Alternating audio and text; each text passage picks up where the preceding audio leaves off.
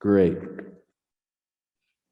Good evening and welcome to the TNT pre-show for season 3, episode 7. This is your opportunity to check your audio and check your video. And I know everybody wants to know what the drink of choice is every week. So this week it's cognac or ginger ale. And the dessert of choice this week is a banana split. So get everyone, please get tucked in, and we've got a wonderful episode for you tonight. Health orders are easing in BC and across Canada, so soon everybody will emerge from hibernation. Let's go to full screen, Justine. Thank you so much. So I would encourage everyone to consider becoming a member of the museum. Individual memberships are $75 and dual memberships are $100. This week from the shop, we've got a real special candle making kits. I'm assuming this is wax and a cup and other various parts of this kit that, a clothespin, some kind of liquid, and I'm guessing that is, not a fuse, but a wick. We're not making dynamite here on TNT. So always wonderful things from our shop. And an extra special thing, and go to shop.audainartmuseum.com. For the first time ever, and I know these are going to be a huge hit, TNT Seasons 1, 2, and 3 t-shirts in classic rock concert tradition. We've got everyone that appeared on TNT, from Ian Wallace, who was the first episode, through to Paul Wong, the Rebecca Belmore special edition, Sasha Suda. Who else is in here? Sunny Asu, of course, our guests tonight and our guests for next week. So they come in, I think this is a medium. It's a really large medium. Large, medium, extra large, and really small. Beautiful 100% cotton t-shirts suitable for wearing and or framing in true art museum like fashion. So we'll go back to small screen, Justine. And as we wind down to the last minute here of the pre-show, I want to be clear that the museum is open Thursday to Sunday, 11 a.m. to 6 p.m. We have a wonderful new deployment of the permanent collection, a number of new acquisitions that have come into our holding over the last couple of years, one of which is the subject of tonight's discussion. And we will be opening a new micro exhibition. The micro exhibitions that we have take place upstairs while we're in the changeover process in our main special exhibition space. And the micro exhibition that opens this Thursday is called Critiques of the Real. And it features a selection of photo-based works from the permanent collection, some of which we've recently had reprinted. Okay, I can see by the clock we're into the show. So welcome to Tuesday Night Talks, Season 3, Episode 7. The health orders have been relaxed in British Columbia and for the most part around the world, and I would encourage everyone to stay safe and be nice. Tonight, we're back in the final gallery of the permanent collection here at the Audain Art Museum in Whistler, British Columbia, on the shared territories of the Lillooet and Squamish nations. And of course, we're by the glow of our, we've got 3 flashlights tonight. It's high-end production. And we have over 250 people registered for tonight's episode. So we're always very flattered by the level of interest in this program. And we're winding down season 3. So live from her live workspace in Richmond, BC, I believe she's sitting at her kitchen table. We say good evening to Russna Kaur. Hi, Russna. Hi, Curtis. Hi, everyone. Thanks for joining me. Wonderful to have you. So tonight, just a small glimpse of what you see behind me is a work from 2020 entitled "They Are Midway Between the Sun and the Moon." So let's open up with a full slide of that image. Actually, sorry, my mistake. We're going to discuss a piece that preceded this work, and then we'll get into a bunch of process shots. But this is a piece that led to the current piece, and it's called "What Wasn't There Before," numbers 1 and 2 of 219. And this is its first iteration at the gallery at Emily Carr. Can you open up the discussion with how you arrived at this piece and its installation, Russna? Yes, absolutely. So this work started off as a research project. It was first shown in the Leaning Out of Windows project, which happened or took place over about a year. I believe it started in 2019 while I was a grad student at Emily Carr. And essentially how the project worked, we were all kind of split up into teams, and each team consisted of an artist or some sort of maker, particle physicist or scientist, and a writer, and even musicians and other practices. And we were all kind of given a theme to respond to. And the theme for that iteration of Leaning Out of Windows was emergence. And so over the course of the year, we would have group meetings, and whether they be at different studio spaces or the particle accelerator at UBC, and we were all to kind of think about what emergence means to us and how we can produce a work for the show. And so for me, it was really interesting because I actually started off studying biology in my undergrad. So I kind of spent a lot of time in spaces like laboratories doing, various experiments, and then later on having switched into visual arts. And with this project, kind of entering those spaces of, science, specifically the particle accelerator, and visiting those laboratory spaces again, I realized that I started to notice things that I didn't notice before when I was studying biology, and thinking about the lab space as initially, being somewhere where you have to conduct experiments and you don't really spend too much time observing your surroundings. You're kind of there for a very specific reason. And after you do your tests and experiments and write your lab report, you're kind of in and out. Whereas when I entered it as an artist, I started to notice various textures and color combinations and combinations of different textures. And those things were the elements of that space that were jumping out at me. And so for the piece, I decided to pull from shapes and elements that I had or that were prevalent in previous works of mine, and kind of creating it a first iteration, which was the painting on the left hand side. And then I kind of inverted the colors via Photoshop. I work digitally or sketch digitally quite a bit. And with that inversion, it's kind of like you're looking at the same thing, but in different ways. And so for me, it was very similar to my experience in the lab again. I'm looking at the same thing, but in a different way, much different way. And so the first iteration of the project, like I mentioned, was at Emily Carr.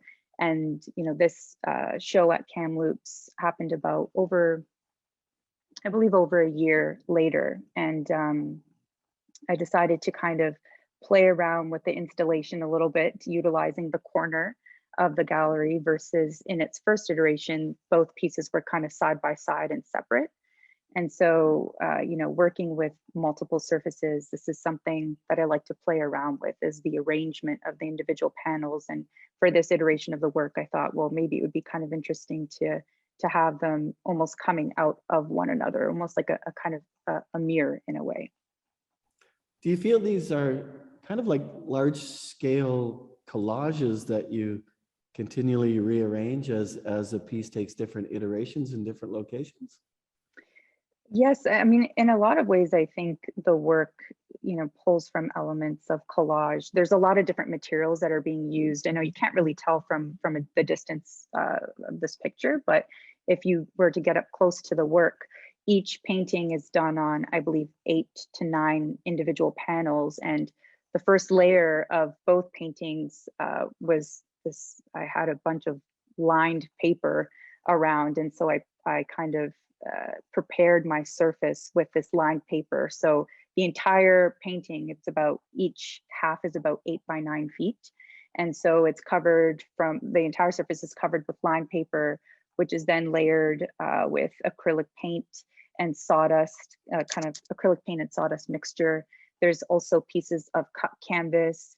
I've also kind of manipulated the lined paper in certain areas to be a little bit more three-dimensional, so it actually kind of comes off the surface. So I created these kind of lined paper rolls and kind of molded them into these shapes and pasted them down with various mediums. And there's also, if you look towards the bottom of the surface, there's a kind of colored window, and though that colored window is on a kind of like an MDF board, and it's actually not laying flat on the surface. It's raised above the surface, kind of hanging on 2 nails about 2 inches. And so I definitely think there's lots of elements of collage, but I kind of like the idea of showing the same work, but in a different way, and also having kind of different wall paintings in the background. It's interesting that, you said, you take some of it from your educational background prior to your visual arts and biology, and it's like a lab. I recall in previous discussions that we've had, there's a lot of swatches of color in your work, and you said that to a certain extent relates to your mom and what you experienced around your home. Can you expand on that? Yeah, and I think even when it comes to my kind of educational beginnings in science, and I think through that experience, I mean, I learned a lot of things that I've carried with me to painting. But I think one of the main lessons is not just doing something once, right? It's not about trying a color palette or trying a specific texture one time. It's many different iterations. It's testing something multiple times to see all the different results that you can get and how you can begin to use them on your surfaces. And I guess this is also something that I speak a lot about with my students. And sometimes you do something once, it doesn't necessarily work out the way you thought, and you kind of just give up on it. But it's actually, I think, doing yourself a disservice if you don't test the material the way that you would kind of, and maybe this is obviously stemming from my own personal experiences, but testing the way that you would a certain experiment. Painting, it's an experiment. There's so many different variables and things that remain the same, or controls. And so that's definitely something that I feel like is relevant to this piece and many of, or just my kind of broader practice. But in terms of color, that's definitely something that I've thought a lot about, specifically even with the piece that's at the Audain now. And I have a complicated relationship with color. I think there's a lot of different ways you can read color. And, I tell all of my peers, I very naively thought that everybody felt the same about color, and using bright colors and just feeling comfortable around color, which is something that I feel.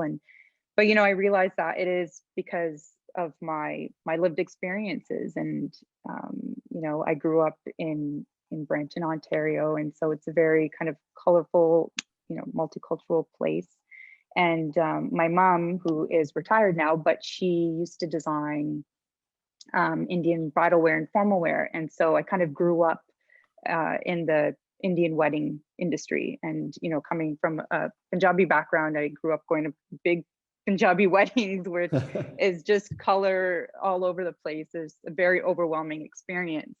But, I learned through my mom and her kind of design practice that there really is no limit to color, especially when it comes to layering color.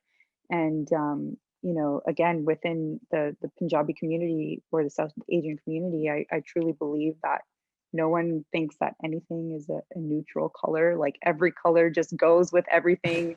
I can recall women coming into my mom's boutique, and they would have these really bright colored outfits, and they would want to match jewelry to it, or shoes or bags or whatnot. And it was like, if you had a magenta outfit, you could match that with a neon orange, and it just, there's no rules. And when it comes to placing color side by side or placing surfaces side by side, if I think about the different textiles that are used in Indian clothing, and you have like organzas, georgettes, silks, brocade, like these really ornate, rich textiles. And you would look at two different textiles, and from a distance or just by looking at them quickly, you would think they would never fit together. But it's just something about placing them in close proximity or physically layering them on top of one another, that for whatever reason, it just goes, it just works. And so I feel like my experiences dealing with materials in that way, bringing that to painting, sometimes I'll look at two totally different surfaces on my studio wall and think, they would never go together. But then when I hang them right edge to edge, it's just something visually, you start to make connections, and they actually, they fit quite nicely. Well, on But I that also note, think, let's bring up your piece here. yes. Sorry, because when you say, these juxtaposition of colors and the brilliance of it, I can't help but think of this piece called "They Are Midway Between the Sun and the Moon," and maybe kind of give us an overview of this piece, and we've got some great process shots that we'll follow through in a few moments. Of course. So give us a sense of the scale and the variety of materials to begin with. Sounds good. So the scale, this piece is 16 by 9 feet.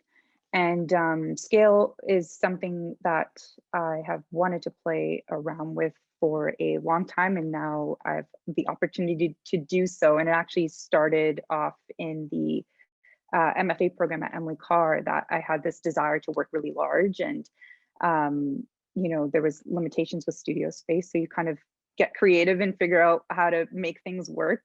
And so I started to actually arrange larger scale paintings with smaller surfaces, and I kind of think of them as like this puzzle that fits together, sometimes perfectly, sometimes not so perfectly.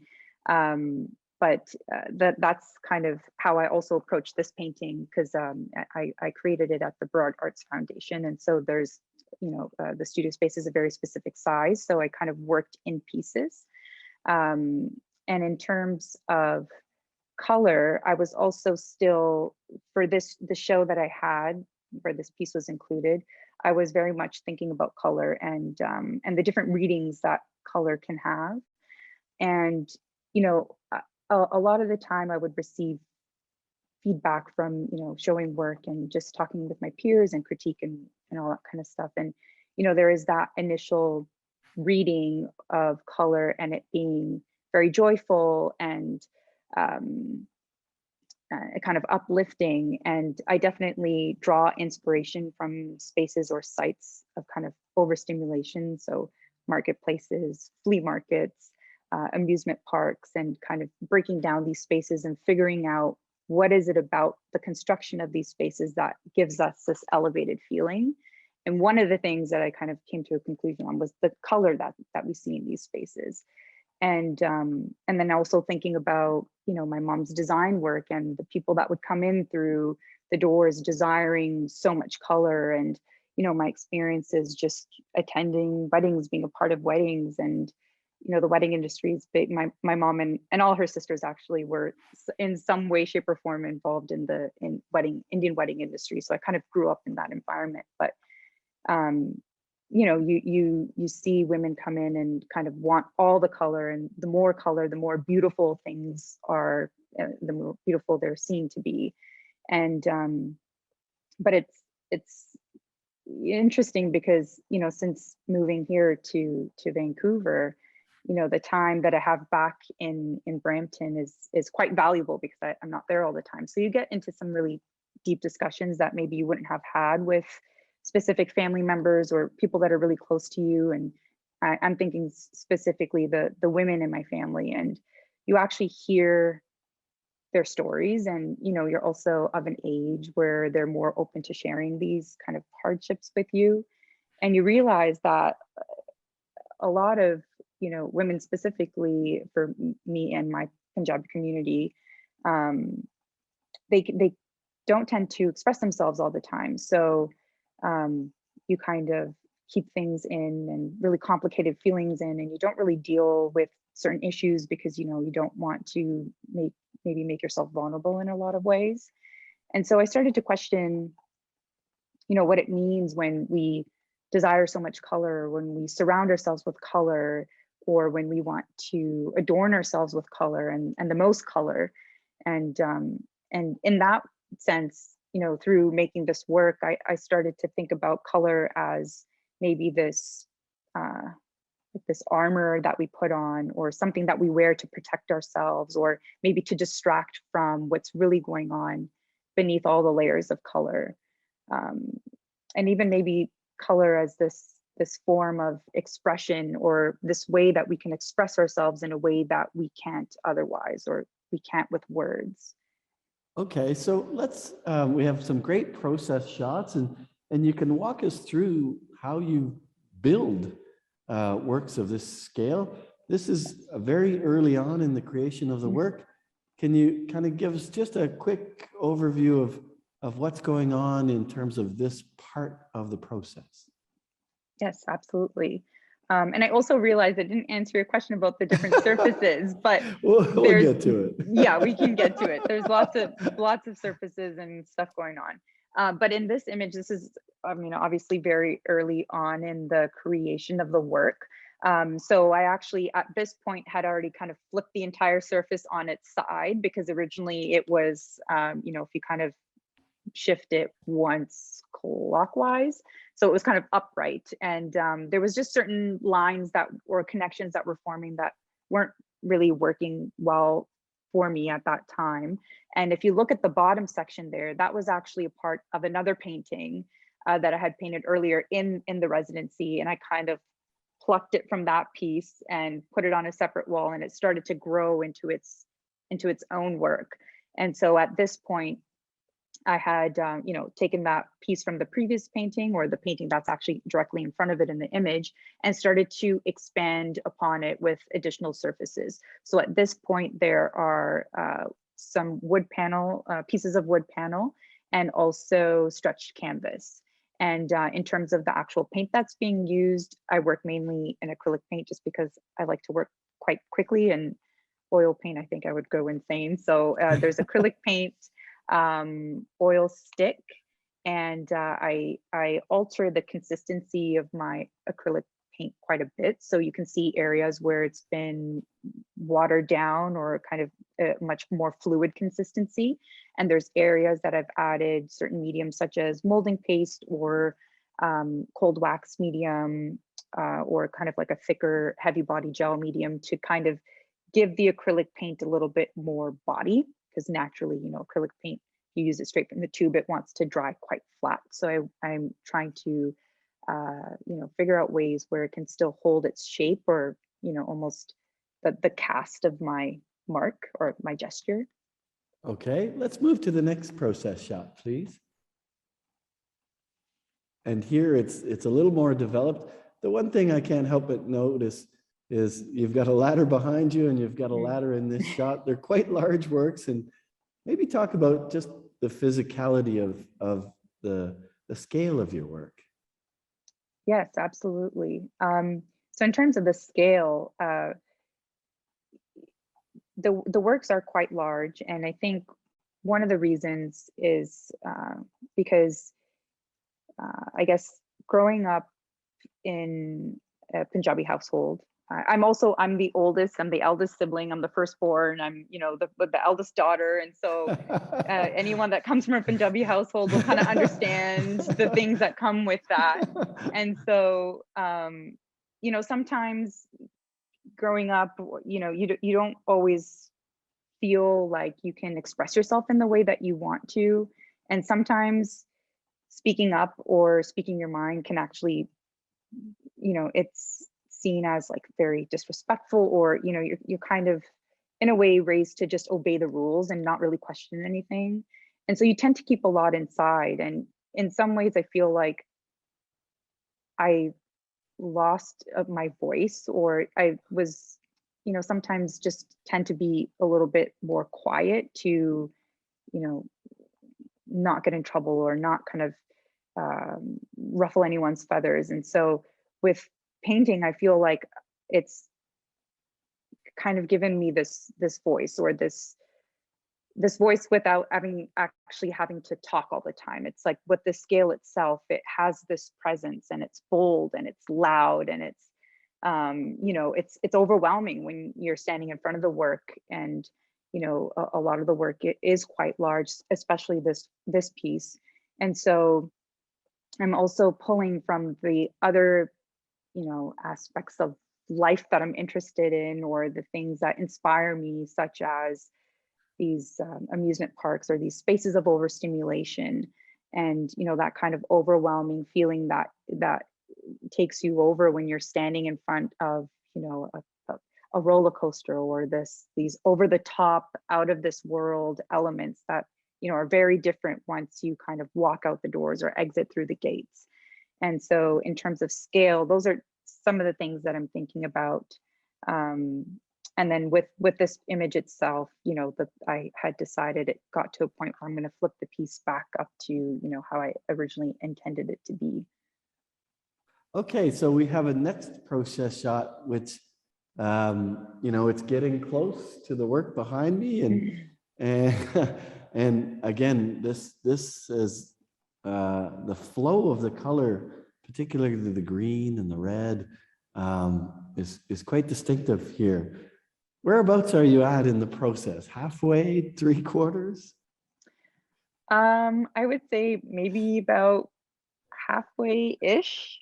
Okay. It's hard to tell because there's so many different steps. So it's like, I don't know, sometimes it's even hard to tell when the work is done. But at this point, there was the section, actually the piece of the painting that I had kind of plucked from another work. I just felt like the way that the right-hand side of this specific half of the work, the way that it was developing just wasn't working well at all with what was going on in the half right to the left of it. And so instead of painting over it, or instead of kind of gessoing it and starting again with a blank surface, I thought, okay, well, there's already marks there. There's already colors that are maybe leading to something. So maybe I can just kind of pull on that thread a little bit more and see where it can go. So kind of, you know, grabbed an oversized brush and worked with what was already in front of me, the information that was already in front of me, and just kind of extended it a little bit. And so I covered the entire left-hand side of the surface with these kind of bigger marks and kind of bolder colors before the palette was a little bit, I think, too muted to kind of compete with or work with all of the different mark making that's going on the right-hand side of the surface. The next shot is actually quite fascinating in terms of, you know, it's another move where you, again, there's more experimentation, particularly what I'm assuming would eventually be some of the background colors.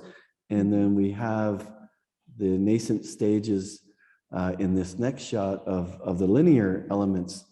Can you speak to those linear elements? And I know that you write prose around your work, and particularly this piece, and perhaps you can kind of read us one of the prose that you've developed around this piece. Absolutely. I will pull that up, but I also want to answer your other question. So Sure. In terms of what everyone is looking at here, the surfaces or the materials that I've used. So there's canvas, which is the bottom left-hand panel. And the top two panels I've stretched kind of like a cotton blend fabric, and the bottom right-hand panel is stretched raw silk. So the top two panels and the bottom right-hand panel, there's actually no paint on the background. It's the color of the fabric that I stretched. And I decided to experiment with that surface because I wanted to pull some of these fabrics that were, you know, really important to my life and kind of were materials that I was much more used to handling before canvas was a real material in my life. And so that's kind of where that comes from. But I will pull up the, oh, sorry, Curtis, were you going to say something? No, go ahead, please. Okay.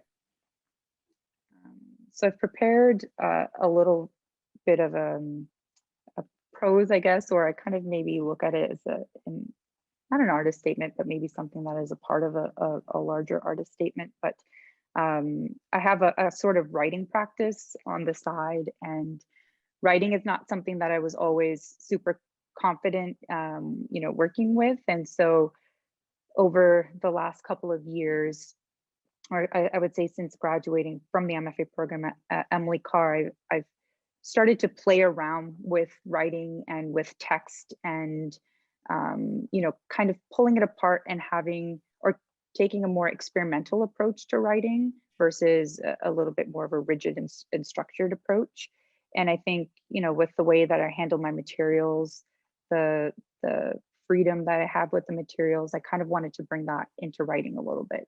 And I thought this would be the perfect opportunity to really sit down and reflect upon one element of my work, which is line.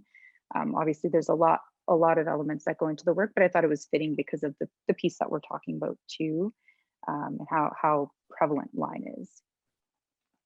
So we've broken this up into 3 sections. So I will read the first section first. I was always told to follow the line, the straight line, to stay on the straight path.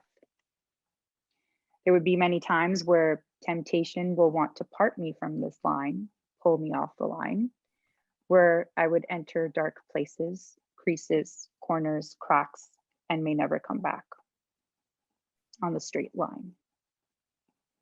What is a straight line? The straight line is solid. It is secure. It can anchor and offer stability. It can balance and provide consistency within chaos. The straight line is all about control. Careful, controlled movement. There's a logic. These lines can direct. They are jarring and carry a visual weight to them that can plow through and dominate a composition. They are meticulously drawn and strategically placed. A uniform put on every morning, buttoned up tight with even the slightest crease ironed flat. Kilt no shorter than 2 inches above the knee. Using a ruler, the line is drawn with a perfect sharpened pencil and made with one swift movement from point A to point B.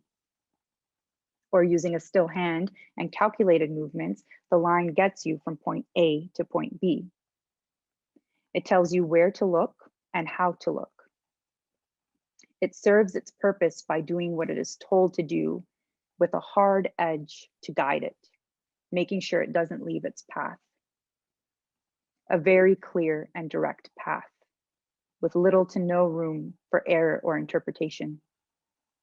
If the line is even slightly off, it is erased and drawn again, sometimes erased 2, 3, 4 times and drawn again until it's just right. Mistakes erased, vanished as if we are to get everything right the first time. The straight line is the perfect line, neat and tidy. Brilliant, thank you. Let's click ahead just to the full shot of the piece, Justine. Oh, let's stop there for a moment. Back up, thank you.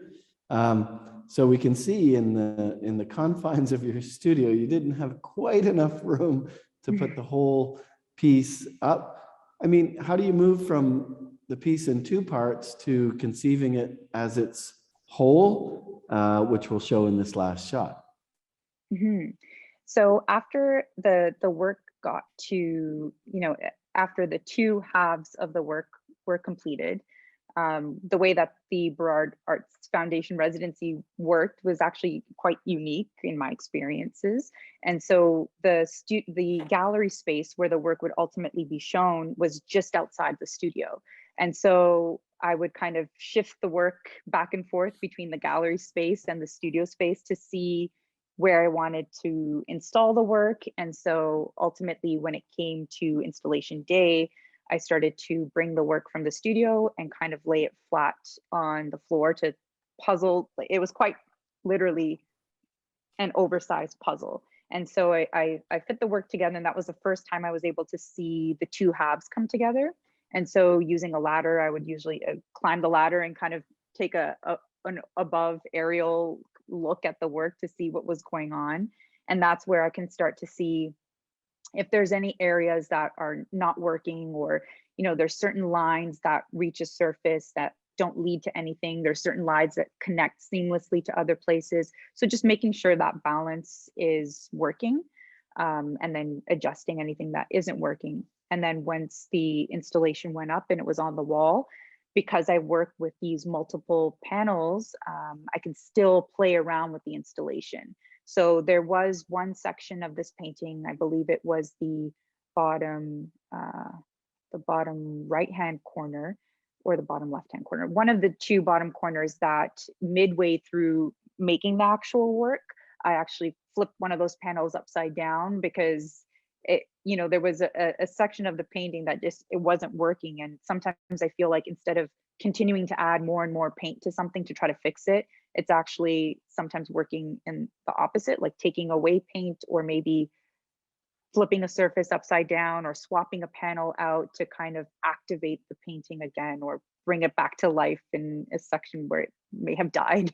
So that's kind of a strategy that I use. That's that can open up a work again. And it's also the exciting part about working on multiple panels, and you have that freedom to play with the piece. It's not this fixed thing that exists, or this permanent thing that exists. It can continue to grow. It can shrink. It can be turned upside down. There's lots of different ways to work with it. So ultimately, when I installed the work finally, everything was working well. So, but there was a lot of shifting that happened. There's even panels on the left-hand side of the piece at the very top. There's two small panels that were kind of flipped upside down, just to kind of, not have everything lined up so perfectly. Well, you'll be happy to know that it works really well here. And Okay. in fact, as you walk down our glazed hallway, it's in the last room, and it's visible through the doors, and it functions to draw people in. And as I understand it, you can even see it from the road across our meadow.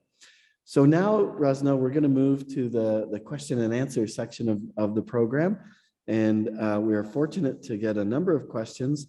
The first is Sally from Hornby Island. She asks how the multicultural and multilingual environment of Vancouver has influenced your work. Mm-hmm. Yeah, that's a great question. Well, growing up in Toronto or in Brampton, Ontario, it is a very multilingual, multicultural city. And so I feel like that aspect, or drawing from those influences, has been a part of my work for quite some time. And specifically Vancouver, actually, I think it has had quite a big impact on my work. And, it's given me this space to make, and this focused time, which I didn't necessarily have in, Brampton, Ontario. It's, growing up in the household that I did, it's very busy. There's lots of people around all the time. And, my family is very close, and we see each other every time. There's always things to do, always people to see. And, also within the Punjabi culture, people like to know everything you're doing, when you're doing it, how you're doing it. And it's just like, you have to constantly be answering questions and just having people like peeking in and looking. And so I feel like Vancouver is a very different pace for me, and it's much slower. And there's mountains here. We don't have mountains in Brampton, Ontario. The ocean is here. It's peaceful. Having this live workspace is fantastic because I can work as late as I want, as early as I want. And it's my space. And so I can make work and really take time to think about what I'm making and think about, what I want my practice to be. So I think for me, Vancouver has influenced me in the sense that it's space, it's time, it's quiet, it allows me to, be creative and think. Great.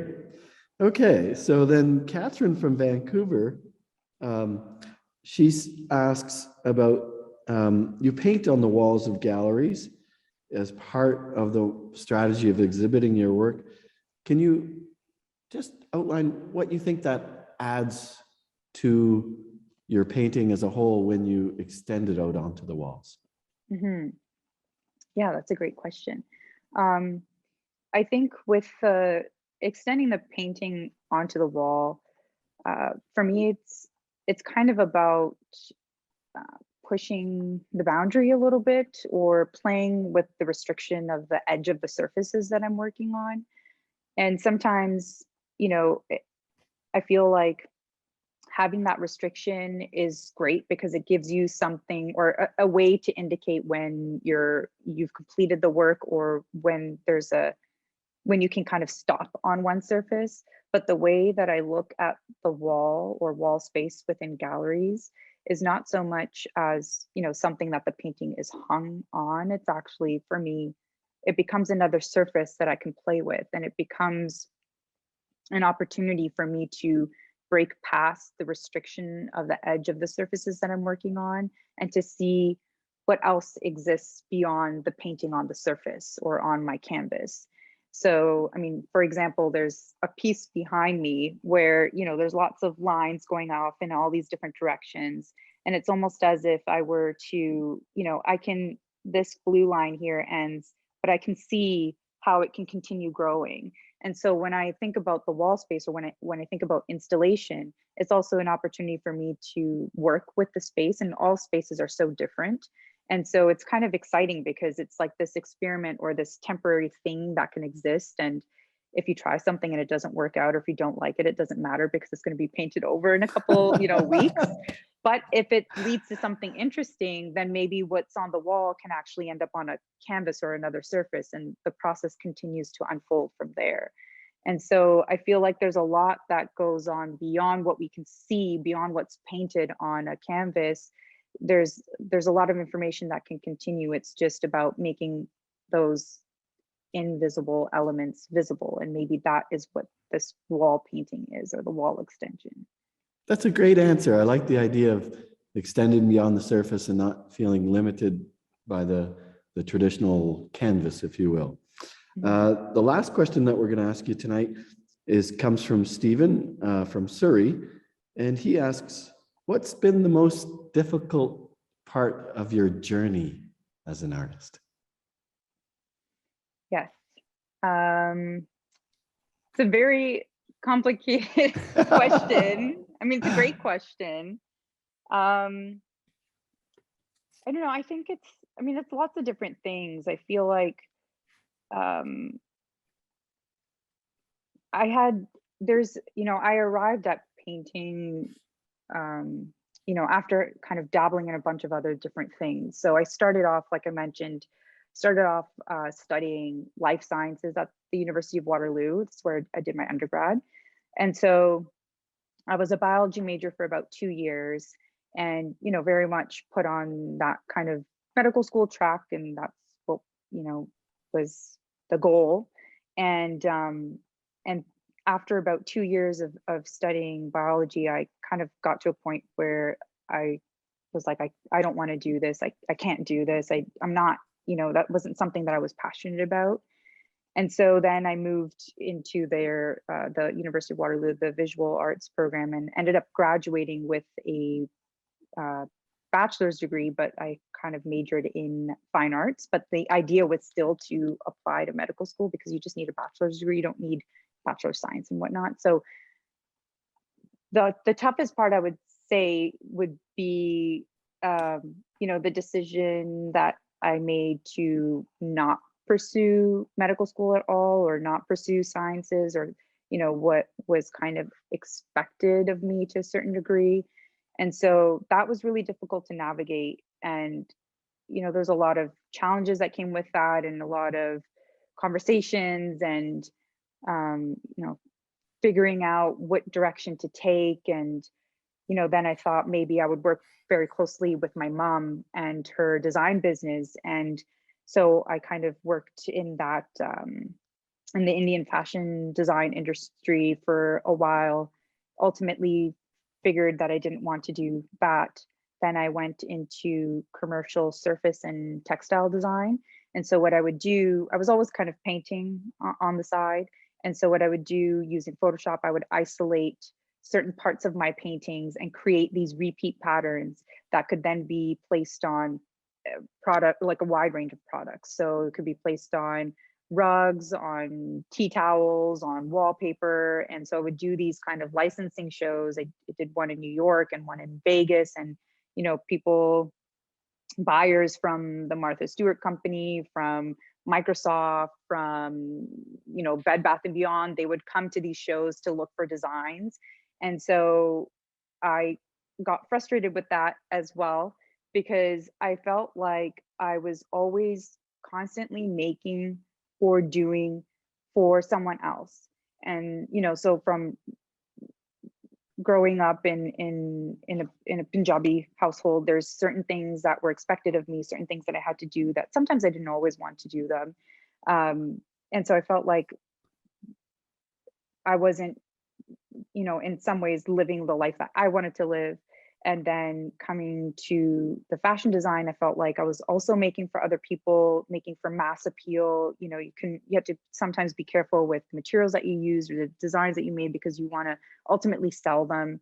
And then with the surface and textile design, again, you have to be very aware of color combinations. You have to be very aware of lines and shapes and the directions that they're going, because the people that are looking at this work are looking to sell millions.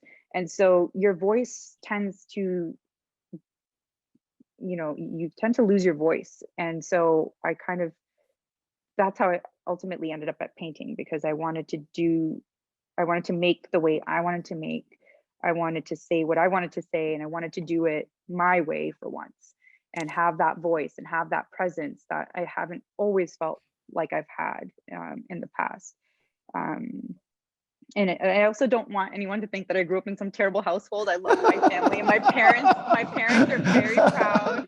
Okay. Great. So I just wanted to say that, but that's just, I would say, if I'm thinking about the most difficult thing that I've had to one of the most difficult things that I had to come and kind of, figure out, it would be that transition, or that decision to do what I wanted to do.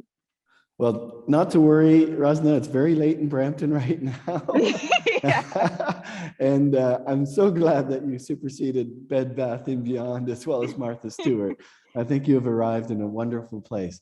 So we're going to skip ahead now to actually the third slide in the second part of this, which is called, "What is the shape of a small balloon?" Justine, let's go ahead 3 slides if you don't mind. And this is from an exhibition that you had at the Will Aballe Art Projects in Vancouver. What's the name of this piece, Russna, please? The one on the left-hand side? Yeah. Yes, so that one is what is the shape of a small balloon? That's the name of that piece. And can you discuss, you've got 2 pieces that are sort of off against a larger background. Maybe talk about that combination, because it's quite fascinating. Mm-hmm. Thank you. Yes, so the what you're seeing in the background is the site-specific installation. So that is the wall painting, or the extension, excuse me, that I created. And essentially what that is, the piece on the right-hand side, which I believe is called Blue Life. The piece on the right-hand side, I've extracted or zoomed into an aspect of that work and blown it up times whatever, and that's what's on the wall. So it's kind of a very zoomed in window of what's going on in the painting on the right. The painting on the left, the small balloon painting, that came about as a result of this kind of practice that I have on the side, which is, you know, I've always been very keen on taking photographs, and I actually had a little bit of a photography practice coming out of undergrad where I was working with analog photography. That practice has since kind of been put to the side, but through that experience, I really started to look at the positive and negative spaces and shapes within everything that we see. And so the photographs that I take now on my own, just kind of on a daily basis, what I do is I lay a sheet of tracing paper on top of these images, and I start to really think about not only what I'm looking at, so the positive spaces, but the spaces in between, or the spaces that are often kind of ignored or maybe not highlighted when we're walking through life. And so the shapes that you see in that painting are extracted from these drawings that I've accumulated over the last several, you know, couple months or years even. And some of them actually start to become a little bit more recognizable, or maybe, you know, thinking about things that we see around us. And some of them are still quite abstract, but it's, you know, it's that the idea is highlighting or making something that is ignored the focus of the work. Great. And we're going to move ahead to the second last slide, which is, I believe, from 221 is all well, and an exhibition at the Surrey Art Gallery, and the piece is called Nice Ending. There it is. Such a beautiful work. Can you dive into this, because it is quite different from the work behind me, and there seems to be some new things happening here for you, Russna. Yes. Again, this is kind of playing around with text. This was one of the first times that I had tried it in this way. And a lot of the texts that I use, whether it's the title of the shows or the title of the works, come from this process of creating this redacted poetry. So again, it's, you know, kind of eliminating certain words and highlighting other words, and almost the reverse process of creating a painting where it's a blank surface and you're adding, instead of adding, you're kind of reducing to reveal something new. And then you can kind of rearrange and continue to play with the text. And so for this work, I also wanted to attempt to simplify my surface a little bit in this, in that the larger kind of oversized works that I create end up being, you know, multiple panels, and there's lots of textures, lots of different materials, lots of layers. So I wanted to see if I could challenge myself and try to create that same sense of depth that I feel like I achieve in the larger works, but in less layers. And so it's almost taking all of the information that's in, you know, a 16 by 8 or 9 foot painting, and kind of almost editing down or having a little bit more of a concise, focused idea. And so the first layer of this painting is spray paint. And then the second layer, I've created this acrylic paint mixture with cold wax medium, acrylic paint, and also sawdust. And so I've started to, excuse me, layer those line drawings that were the focus of the small balloon painting. I brought that into the work, kind of had these elements that were cut out, had these elements that were much more textured, and created and started to incorporate text into the work, but wanted to do it in a way that's not so clear or so easily read, trying to slow down a little bit that viewing process. But I think this texture that's created with the mixture that's layered on top, for me, I feel like it has this it's almost like you can feel it, and it kind of recalls textile or fabrics, and being able to see and poke through the different weaves, being able to see what's revealed behind, and really creating this sense of depth with 2 layers and not kind of having this a little bit more restriction when it comes to continuing to add and add. It's almost like a limitation for me. Well, I just want to thank you so much. You've laid out some great delineations of your process and the imagery and your family background that all play such a critical role in these very recent works. I want to take this opportunity to thank Michael Audain and Yoshi Karasawa. Thank you to TNT's patron this season, Susan Roop. Thank you to our founders and our trustees, the staff and volunteers that work so hard at the museum. I'd be remiss if I didn't give a huge thanks to the TNT crew, our director, producer, Justine Nickel, our quality control coordinator, Paige Keith, our members, and you, the viewer. As always, I do a little shout out to my mom and dad, who this season is a tribute to, and my little sister, Susie, who stays up late in Canada every week. Anyone you want to say hi to, Russna?